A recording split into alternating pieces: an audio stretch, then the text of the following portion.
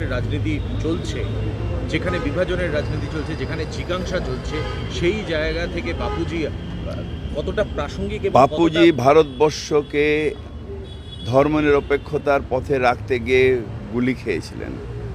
মৃত্যুর সময় বলেছিলেন, হে রাম, অর্থাৎ রামে বিশ্বাসী কিন্তু ধর্মনিরপেক্ষতায় সব মানুষকে নিয়ে চলার পক্ষে। হিন্দু নরা মুসলমানের জিজ্ঞাসে কঞ্জন, সেই বাপুজি সেই নেতৃত্ব দিয়েছেন গান্ধীজি, যেখানে হিন্দু মুসলমান কিছু না, তাদের একমাত্র পরিচয় হচ্ছে ভারতবাসী, এবং সেটাই ভারতের হওয়া উচিত।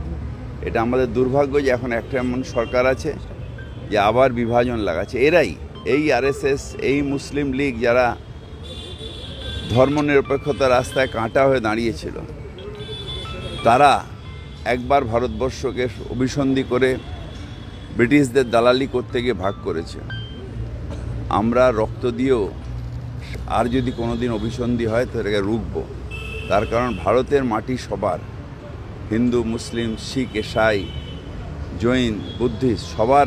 আমরা যারা ভারতের নাগরিক, আমাদের সবার। সো এখানে ওই যে ঘৃণার রাজনীতি, এটা বেশি দিন চলবে না।